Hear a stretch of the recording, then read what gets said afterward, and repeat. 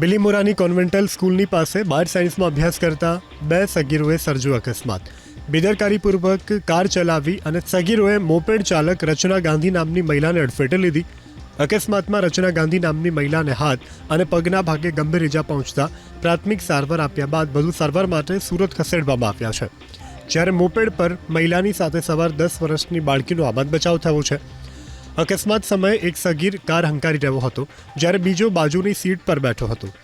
બંને સગીર કોન્વેન્ટ સ્કૂલમાં આયોજિત ફેરવેલ કાર્યક્રમમાં આવ્યા હતા. હાલ તો બિલીમોરા પોલીસે બંને સગીરોની અટકાયત કરી અને વધુ કાર્યવાહી હાથ ધરી છે.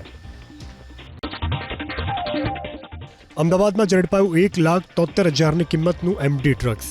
જયકિશન ખંડેલલાવ નામના પેડલરની ધરપકડ. ઓઢવ ચાર રસ્તાની પાસે બાતમીના આધારે એસઓજીની ટીમે આરોપીને અટકાવ્યો. તપાસ દરમિયાન તેની પાસેથી અંદાજે 2.5 લાખની કિંમતનું એમડી ડ્રગ્સ મળી આવ્યું. પોલીસ સમક્ષ તેણે કબૂલ્યું કે દિલ્હીના સપ્લાયર પાસેથી તેણે ડ્રગ્સ મંગાવ્યું હતું.